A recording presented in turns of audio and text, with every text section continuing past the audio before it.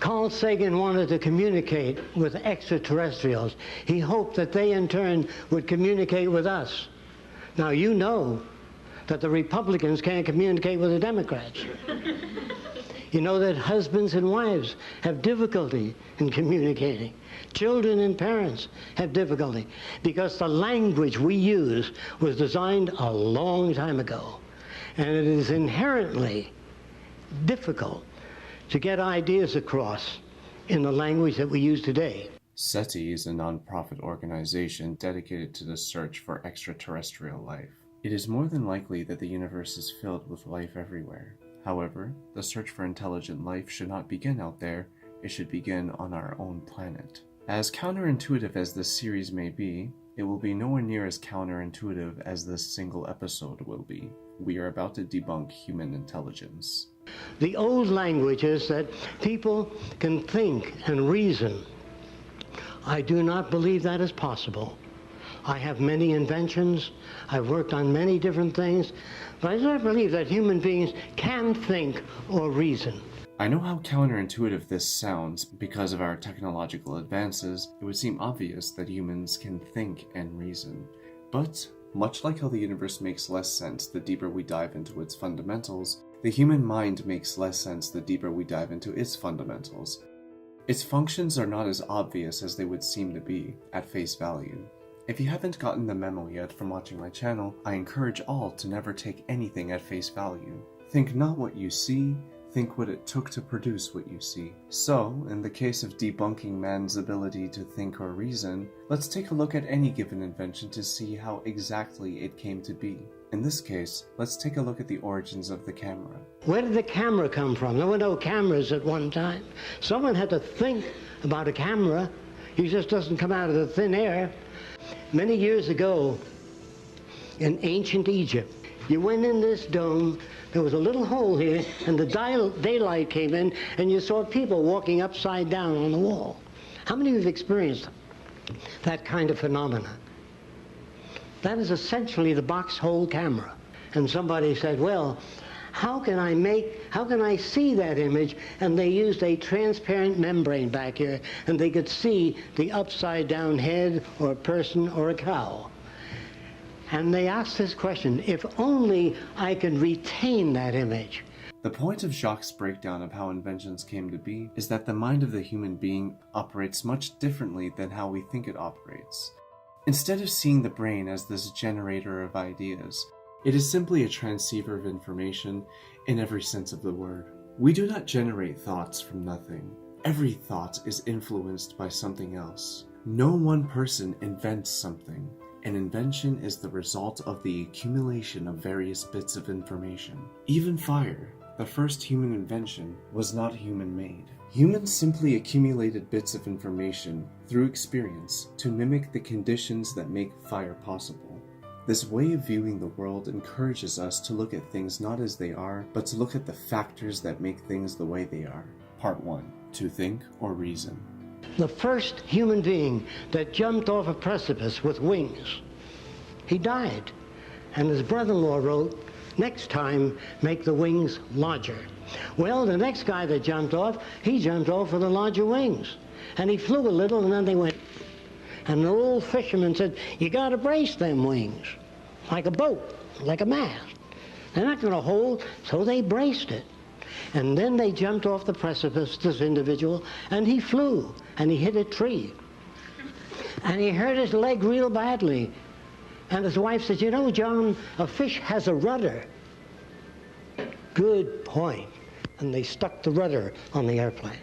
Our technological achievements are great, to be sure, but they are not the result of some supreme intelligence. They are the result of a compilation of replicating what nature already displays. Even the internet itself is an imitation of nature's design. I first proposed in the early 1990s that mycelium is Earth's natural internet. And if there's one branch that is broken, then very quickly, because of the nodes of crossing, internet engineers maybe call them hot points, there's alternative pathways for channeling nutrients and information. The mycelium is sentient. It knows that you are there. So I believe the invention of the computer internet is an inevitable consequence of a previously proven biologically successful model. Resident forces shape the environment. Resident forces also shape humanity, both physically and psychologically. Human beings are simply a part of a greater series of causalities. By virtue of the facts presented, can we still say that human beings are capable of original thoughts? Part 2. Original thoughts and geniuses. And so all of us stand on the shoulders of one another, and we shape the future. When an artist draws a picture of a person, they are not creating the person. They are arranging the drawing material in specific patterns consisting of tiny variations on paper. It is our brain that interprets the positioning of the lead to be the image of a person's face. It is paramount that you apply this understanding to the way the human brain interprets reality. It is bits of information that creates the innovation, the vision that leads to an invention. No one starts out right away and solves a problem unless you have a tremendous background in many different areas. Every single human being is capable of being a Da Vinci, that is, a person who has knowledge and experience in many different areas. Da Vinci studied many scientists, alchemists, engineers, inventors, and the concepts that they presented. From the accumulation of bits of information, he was able to put things together in his mind and innovate. It is not that human beings are supremely intelligent. We simply are able to put things together and build upon the concepts laid out before us. No one ever sat down and invented a television set, an airplane, the electric light, wireless. None of that came about by men walking in deep concentration. And then through some ethereal substance, bingo, the idea is formulated. It doesn't work that way. It's hard work. And I make more mistakes than anybody I know, because I try more things. With this being the case, are we as intelligent as we pride ourselves to be? Is the impressive sight of our technological advances simply the result of a gradual accumulation of ideas, building upon one another over the course of many generations? There's no father of anything. You may take an idea so far, you add to it, and gradually it's built up. A genius is a person that has been exposed to many different systems, and therefore they can come up with a wide range of solutions. A man like Leonardo da Vinci. Certainly one thing's for sure. The masses have no idea how their technology works. Technology that we rely on. Part 3. What is intelligence? Is there intelligent life out there? The real question is there intelligent life here? We don't think so, not yet. Let's look at the facts. When humans boast about their intelligence, they begin to list accomplishments made by specific inventors. 99.99999% of us live off the benefits of innovators. Currently, the masses do not possess the same level of awareness that these innovators possess. However, if each and every person took the time to investigate all aspects of reality, to expand your awareness to cover all areas of study, you will possess the same level of innovation as any inventor. What is intelligence? Well,